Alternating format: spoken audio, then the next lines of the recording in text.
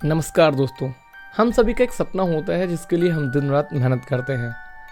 अपना घर, एक ऐसी जगह जहां पर हम सब सुरक्षित महसूस करते हैं, जहां पहुंचते ही दुनिया का सारा शोर समाप्त हो जाता है, जहां हमारा परिवार फलता फूलता है, जहां हम खुशी से रहते हैं। और क्या हो, जिस घर में हम सबसे ज़्यादा सुरक्षित महसूस करते हैं, उस घर में कोई लगातार नज़र लगाए बैठा है। कोई ये देख रहा है कि हम क्या कर रहे हैं, कंटिन्यू हम पे नज़र रख रहा है। जी हाँ, आज की कहानी अमेरिका की एक ऐसी ही सच्ची घटना पर आधारित है जिसने अमेरिका के एक शांत इलाके की नींद उड़ा के रख दी, और यह रहस्य आज तक नहीं सुलझ पाया। इस कहानी में एक घर है 657 बुलेवार्ड, और एक शख्स जिसको आज तक किसी ने देखा नहीं, जिसे हम सब कहते हैं द वॉचर।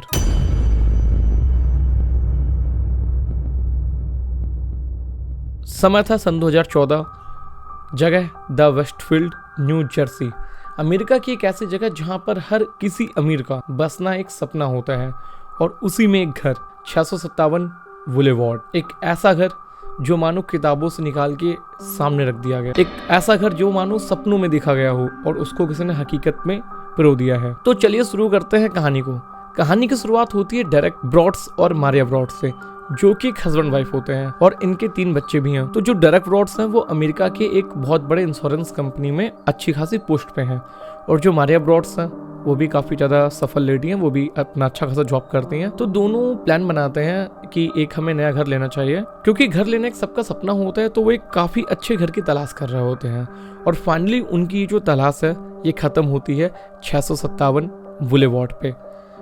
यह घर उनको देखते ही पसंद आ जाता है, और इस घर के लिए वह $1.3 मिलियन खत्म करते हैं। लगभग यह इतनी बड़ी रकम थी कि उन्होंने अपनी ज़िंदगी की पूरी कमाई इस घर को खरीदने में लगा दी होती है।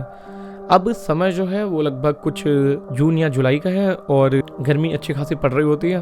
तो मारियो और डेरेक आपस में बात करते हैं कि ये जो घर है वो काफ़ी पुराना जैसा दिख रहा है, मतलब इसमें कुछ रेनोवेशन का काम करवाना है। तो वो उस घर में रेनोवेशन का काम शुरू करवा देते हैं। हालांकि अभी तक वो लोग इस घर में शिफ्ट नहीं हुए हैं और अपने पुराने घर में ही रह रहे हैं। रेनोवेशन का काम चल रहा होता है, काफ़ी ज़्यादा मजदूर और जो भी वर्कर्स हैं वो उस घर में अच्छा खासा काम कर रहे हैं। घर की डेंटिंग पेंटिंग चल रही है। अब होता क्या है, डेरेक के मन में आता है चलो एक बार देख के आते हैं कि जो घर में रेनोवेशन का काम चल रहा है वो कहाँ तक पहुँचा। तो डेरेक अपने ऑफिस से अपने ऑफिस का काम ख़त्म कर लेते हैं, और छुट्टी उट्टी जब उनको मिलती है तो शाम के समय जाते हैं 657 बुलेवार्ड में, और वह अपने घर की देखते हैं कि हाँ भाई अभी ये काम हुआ वो काम हुआ। और लौटते समय जैसे कि उनकी आदत पहले से ही है, वो हर बार मेल बॉक्स चेक करते हैं। तो उस दिन भी लौटते समय वो अपने मेल बॉक्स को चेक करते हैं, और वहाँ पर उनको काफ़ी सारे उसमें बिल मिलते हैं, और कुछ एक आध एडवर्टीजमेंट के पेपर भी मिलते हैं, और उसमें एक वाइट कलर का लिफाफा भी होता है। और उस लिफाफे को जैसे ही डेरेक देखते हैं तो उस पर लिखा होता है टू द न्यू ओनर। अब डेरेक को लगता है कि हो सकता है क्योंकि हमने नया घर लिया है तो किसी ने स्वागत के लिए या हो सकता है वेलकम के लिए दिया हो। तो डेरेक अभी उस चीज़ को इतना ज़्यादा तो सीरियस नहीं लेते। अब डेरेक जो है उस लिफाफे को खोलते हैं। जैसे ही डेरेक उस लिफाफे को खोलेंगे तो उस लिफाफे की शुरुआत में लिखा होता है आपका 657 बुलेवार्ड में स्वागत है। जैसे जैसे डेरेक उस खत को पढ़ना शुरू करते हैं, उनकी पैरों की तली ज़मीन जो है वो खिसकने लगती है, क्योंकि जो स्वागत, जो वेलकम लेटर था, अब वो धमकी में बदलने लगता है। लेटर में आगे लिखा होता है मुझे इस घर को देखने की जिम्मेदारी सौंपी गई है। यह काम 1920 के दशक से मेरे दादाजी करते आ रहे हैं, और 1960 के दशक से मेरे पिताजी करते आ रहे हैं, और अब यह मेरी बारी है। क्या तुम्हें इस घर की हिस्ट्री पता है? और क्या तुम्हें पता है कि इस घर की दीवारों के पीछे क्या है, और तुम यहाँ क्यों आए हो? ये मैं पता लगा लूँगा। अब डेरेक जैसे इस चीज़ को पढ़ता है एकदम चौंक जाता है, और अभी लेटर यहीं पे ख़त्म नहीं होता। लेटर के अंदर उसके बच्चों के बारे में भी जिक्र होता है, जो कि डेरेक को बहुत ज़्यादा डरा देता है। उस लेटर में लिखा होता है तुम इस घर के लिए यंग ब्लड लेके आए हो।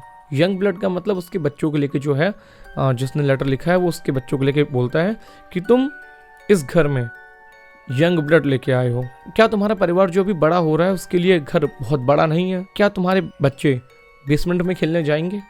अगर वो बेसमेंट में खेलने जाएंगे तो मुझे उनकी चीखें सुनाई नहीं पड़ेंगी। फिलहाल मैं सब देख रहा हूँ, मैं पता लगा लूँगा। The watcher. डेरेक लेटर को पढ़ते ही पसीना पसीना हो जाता है, और वह सीधे पुलिस को फ़ोन करता है। सोचिए, अभी आपने अपने सपनों का घर खरीदा है और आप अभी तक वहाँ शिफ्ट भी नहीं हुए हैं और आपको पहले से कोई धमकी दे रहा है कि इस घर पे हमने नज़र रखी है और तुम्हारे परिवार के हर एक व्यक्ति पे हमने नज़र रखी है, तो आपको कैसा लगेगा? ठीक ऐसे ही डेरेक को फील होता है। डेरेक तुरंत पुलिस को फ़ोन करता है और पुलिस आती है। पुलिस जैसे ही उस लेटर को पढ़ती है तो पुलिस डेरेक और मारिया को सलाह देती है कि उस लेटर के बारे में किसी भी आस पड़ोसी को ना बताएं, क्योंकि आस पड़ोसियों पे सबसे ज़्यादा शक था। अब पुलिस जो है कार्रवाई पे लग जाती है। पुलिस हर एक मोहल्ले वाले की, हर एक आस पड़ोस में जितने भी लोग थे, सबकी हैंड राइटिंग से उस राइटिंग को मैच करवाती है, लेकिन नतीजन कुछ नहीं मिलता है। अब इसके बाद कुछ सबूत ना मिलने के बाद जो उस घर के पुराने ओनर थे, द वुड्स फैमिली, जो वहाँ पर 23 साल से रह रहे होते हैं, पुलिस उनसे कांटेक्ट करती है। पुलिस उनसे पूछती है कि आपको क्या कोई ऐसा लेटर मिला था? तो वुड्स कहते हैं कि नहीं, हमें तो कोई ऐसा लेटर नहीं मिला। हाँ, लेकिन जब हम घर खाली करने वाले थे तो लगभग लास्ट के कुछ दिनों में हमको एक लेटर मिला था। हमने उसे पढ़ा, हमें कुछ ऐसे मतलब लगा कि कुछ मजाक होगा, हमने फाड़ के फेंक दिया और तो हमारे साथ कुछ नहीं हुआ। अब वुड्स से भी कुछ पता नहीं चलता। तो जो मोहल्ले के लोग हैं, मतलब क्योंकि ये जो बात है वो मोहल्ले को वैसे भी फैल जाती है, तो जो मोहल्ले के लोग हैं उनका पूरा शक जाता है द लैंगफोर्ड फैमिली पे। लैंगफोर्ड फैमिली जो है वो थोड़ा सा अजीब बिहेव करती है और लगभग 60 के दशक से वहाँ पर रह रही होती है। अब सब लोग वहाँ के जो मोहल्ले के जो लोग हैं वो ये कहते हैं कि एक व्यक्ति है जिसका नाम है माइकल लैंगफोर्ड, वो थोड़ा सा अजीब बिहेव करता है, क्योंकि वहाँ जो मतलब वहाँ जितने भी लोग हैं वो उनको निकलते हुए या जाते हुए घूरता रहता है और साथ में सब पे नज़र रखता है, तो उसका बिहेव किसी को सही नहीं लगता है। तो जो पुलिस है वो माइकल से पूछताछ करती है, लेकिन उन्हें कोई भी सबूत नहीं मिल पाता और ऐसे ही चलते चलते लगभग 2 हफ्ते बीत जाते हैं। तो डेरेक और मारिया ये सोचते हैं कि हो सकता है समय के साथ जो है बात पुरानी हो जाए और वो जो उनके घर का रिनोवेशन चल रहा होता है वो उसको और तेज करवा देते हैं। उसमें उन्होंने कैमरा, सिक्योरिटी और जो भी सिस्टम्स होते हैं जिससे उनके सिक्योरिटी का ध्यान रखा जा सके, वो उसको उसमें इंस्टॉल करवाते हैं और जो वॉचर है वो बस उनका इंतजार कर रहा होता है। जैसे ही 2 हफ्ते बाद डेरेक वापस से उस घर पे जाते हैं, वहाँ का मेल बॉक्स फिर से चेक करते हैं तो उन्हें फिर से एक लेटर मिलता है। अब ये जो लेटर है ये पहले से काफ़ी लंबा और काफ़ी ज़्यादा डिटेल में था। अब इस लेटर के ऊपर डेरेक और मारिया का नाम लिखा होता है, साथ में जो उसके बच्चे हैं उनका निक नेम भी लिखा होता है। अब डेरेक और मारिया इस चीज़ को जैसे ही पढ़ते हैं तो काफ़ी ज़्यादा परेशान हो जाते हैं और लेटर में लिखा होता है, मुझे यह जानकर काफ़ी अच्छा लगा कि मुझे तुम्हारे घर वालों के सबके नाम पता चल गए हैं और तुम्हारी बेटी जो कल ड्राइंग रूम में पेंटिंग बना रही थी, क्या वो अभी भी ड्राइंग रूम में पेंटिंग बना रही है? क्या तुम अपने बच्चों को बेसमेंट में खेलने दोगे? क्या तुम्हारे बच्चे एटिक में सोएंगे? और साथ में वो यह भी लिखता है कि तुम्हारे घर में किस बच्चे को कौन सा रूम देने की बात चल रही है। अब जैसे ही डेरेक मारिया ये सारी बातें पढ़ते हैं तो डेरेक और मारिया का जो रूह है वो एकदम कांप जाती है कि कोई व्यक्ति जो है वो बहुत दूर से नहीं, काफ़ी ज़्यादा नज़दीक से उन पर नज़र रख रहा है।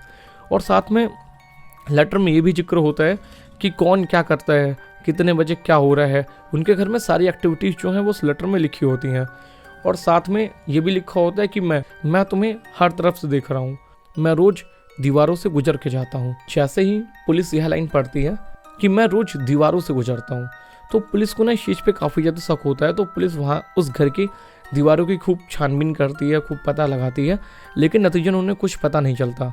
उन्हें ऐसा लगता है कि दीवारों के पीछे कोई बेसमेंट मतलब कोई सीक्रेट रूम है, ऐसा कुछ है, लेकिन उन्हें ऐसा कुछ मिलता नहीं है। और काफ़ी ज़्यादा जांच पड़ताल करने के बाद उन्हें लेटर पे एक सबूत मिलता है, एक औरत का डीएनए। अब मोहल्ले में जितने लोग होते हैं सबका डीएनए चेक कराया जाता है, लेकिन वह डीएनए किसी से भी मैच नहीं खाता। लोगों का यह शक था कि जो माइकल लैंगफोर्ड की बहन है यह उसका डीएनए होगा, लेकिन उससे भी मैच कराया जाता है, मैच उससे भी नहीं होता है। और अब ऐसे ही बहुत दिन तक कार्रवाई चलती है, लेकिन कोई सबूत न मिल पाने के कारण यह जो केस है वो थोड़ा सा साइड कर दिया जाता है।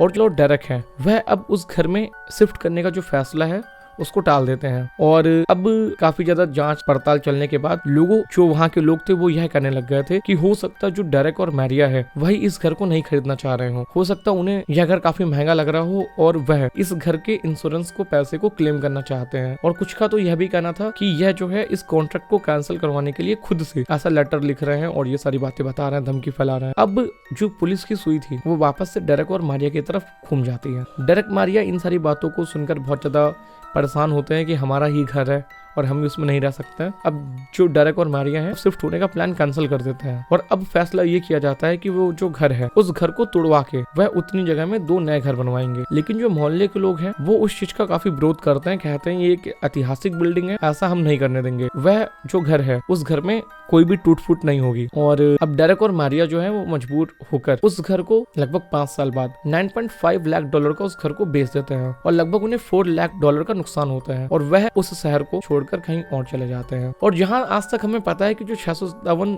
बुलेवार्ड के जो नए मालिक हैं उनके साथ कुछ भी ऐसी घटना नहीं हुई, उन्हें कोई भी खत नहीं देखने को मिला और वह अभी भी आज वहां रह रहे हैं। तो आखिर कौन था द वॉचर जिसका आज तक किसी को पता नहीं चला?